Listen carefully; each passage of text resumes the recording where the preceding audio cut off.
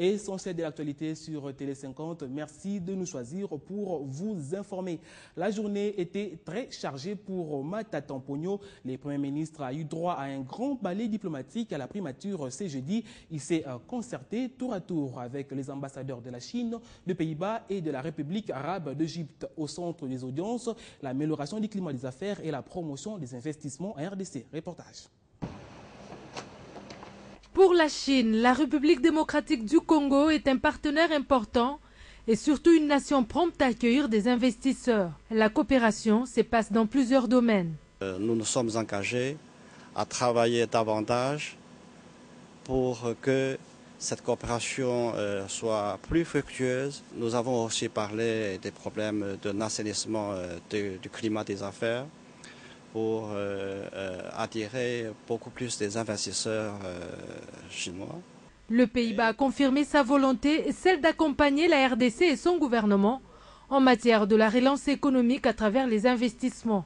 On est en train de mettre le point sur la programmation nouvelle pour la période 2012-2014 dans les deux provinces de Kivu, le nord et le sud Kivu, pour une valeur de 17 millions de dollars.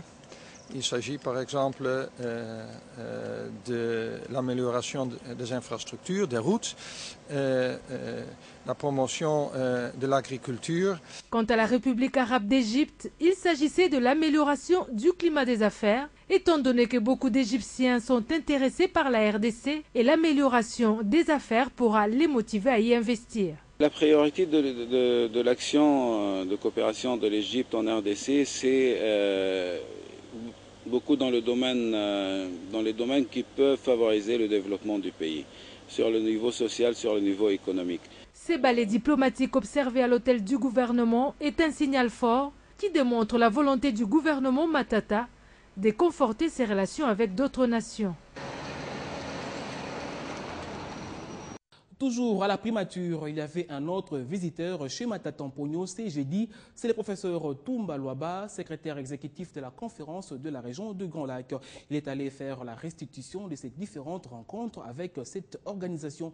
Parmi les questions traitées, la sécurité dans l'est de la RDC. On l'écoute au micro de Marlon Kachamou.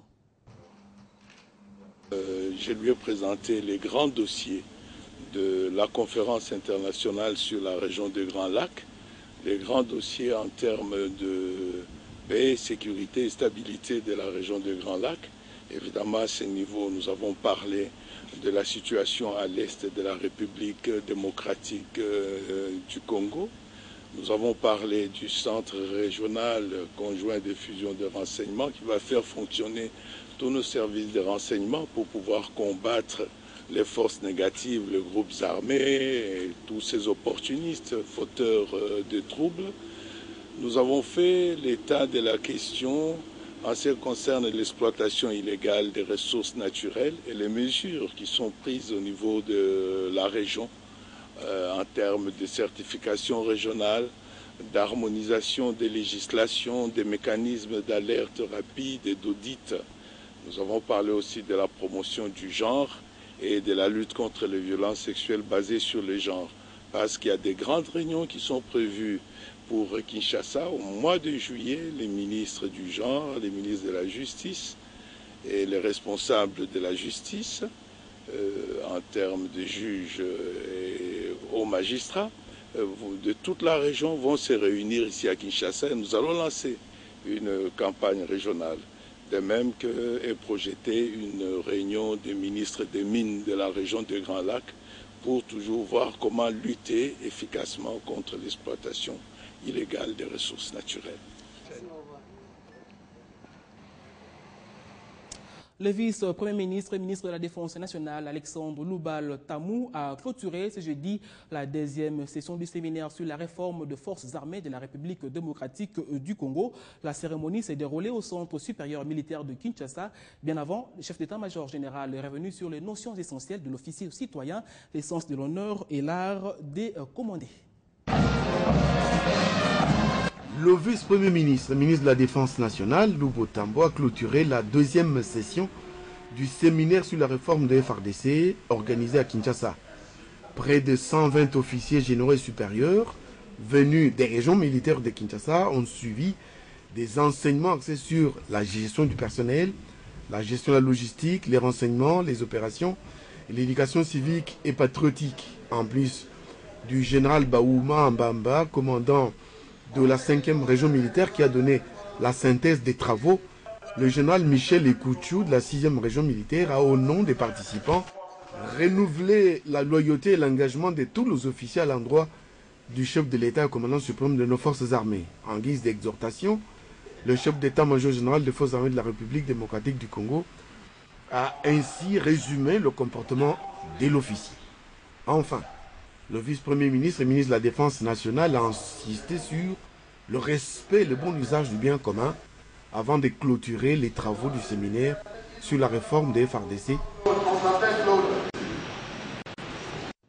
Rendons-nous à l'Assemblée nationale. Le groupe parlementaire MLC et Alliés a déposé mercredi un mémorandum au parquet général de la République. Sa grande préoccupation, en savoir un peu plus sur ce qu'il qualifie d'enrichissement illicite des anciens membres de la première législature. Fabien Lumbala.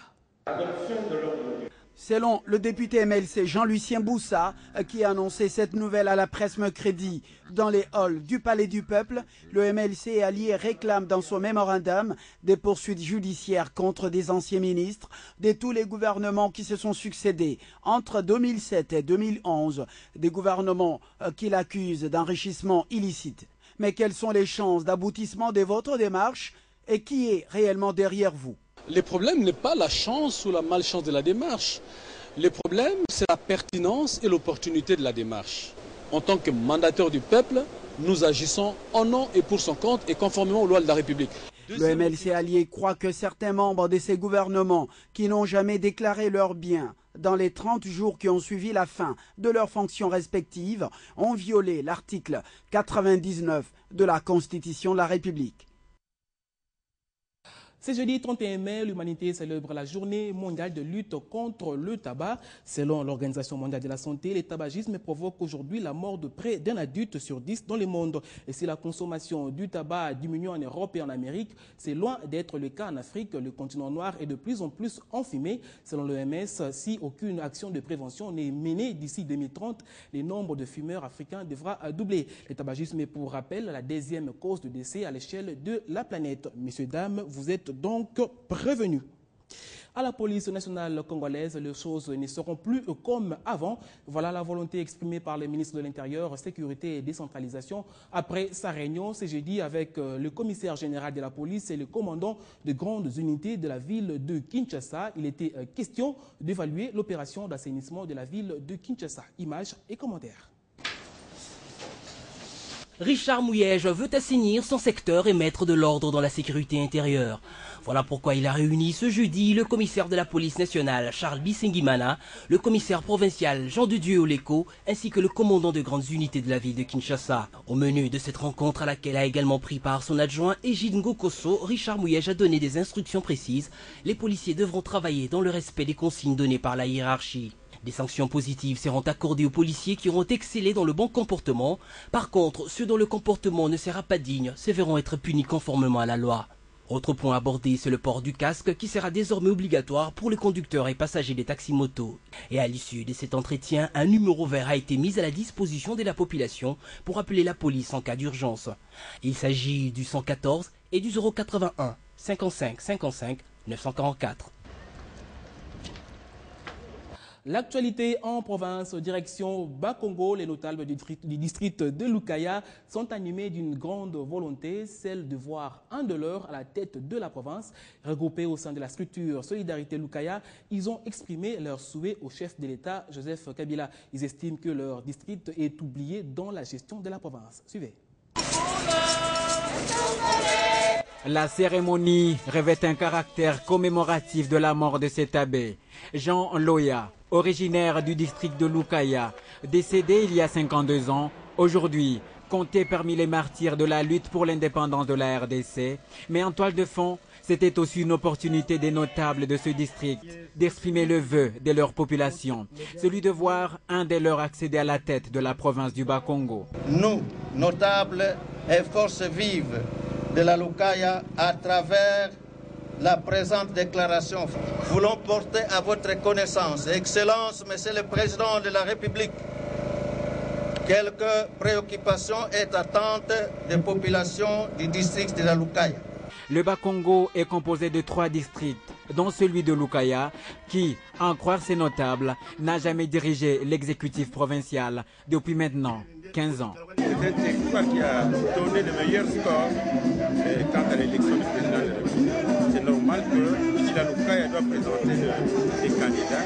Nous pensons que le district, plutôt le territoire de Kifula, a beaucoup plus de chances de prendre le pouvoir pour le district de Lukaya. Le principe de l'équilibre dans la gestion de la province, c'est en fait ce que veut la population de Lukaya, avec espoir qu'à travers la déclaration adressée au président de la République, un de leurs prendra le règne du Bas-Congo qui, jusqu'à présent, n'a qu'un gouverneur intérimaire.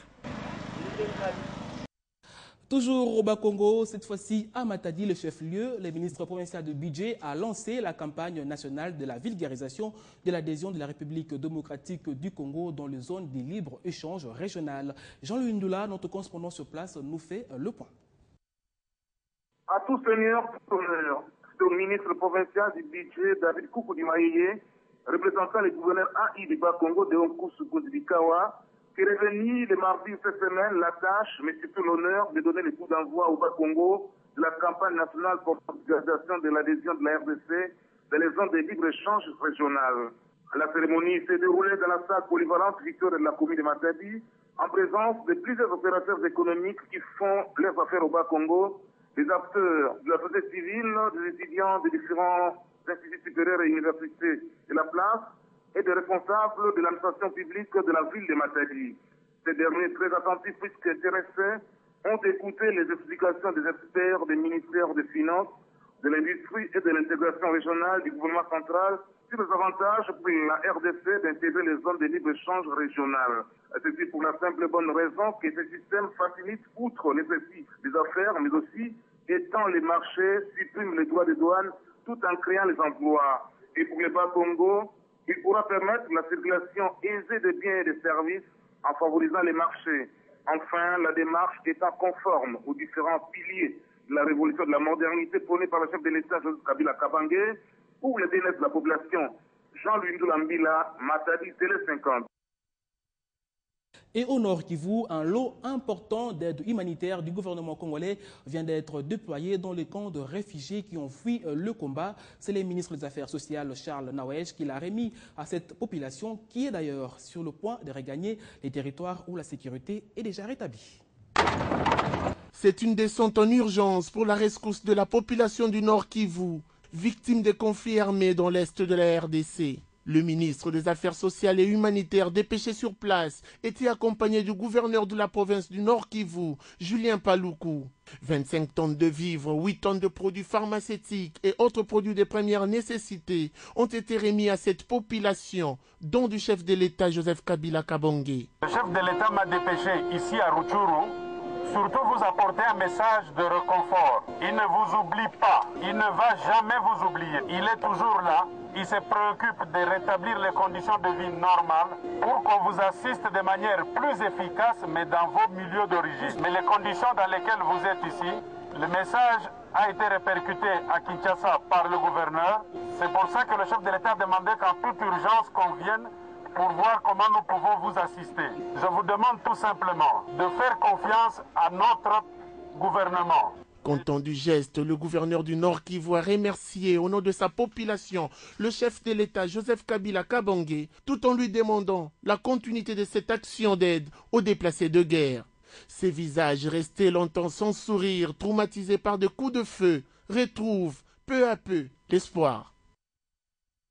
Et en sport, premier tour des éliminatoires du mondial au Brésil 2014. Après 7 jours de préparation à Lubumbashi au Katanga, les léopards de la RDC se sont envolés ce jeudi pour Yaoundé par un vol affrété par le gouvernement congolais pour y affronter les Lions du Cameroun. La rencontre est prévue ce samedi 2 juin et juste après le match, la délégation congolaise constituée de 37 personnes dont 22 joueurs regagnera très vite Kinshasa pour le